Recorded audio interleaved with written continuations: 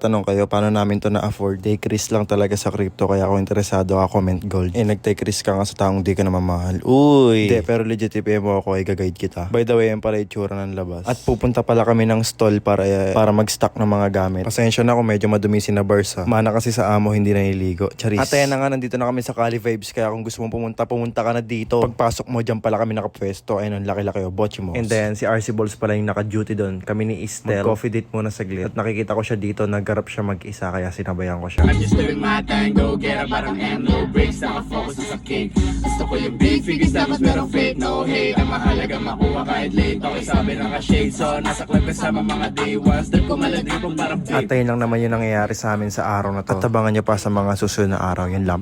galit, pare dapat ako lang, ha? Asong tapigit, di nakadama ng tsansa. Di na ko bilib sa mga tira niya bumanda. At tagilid kapag yung usin sumagasa.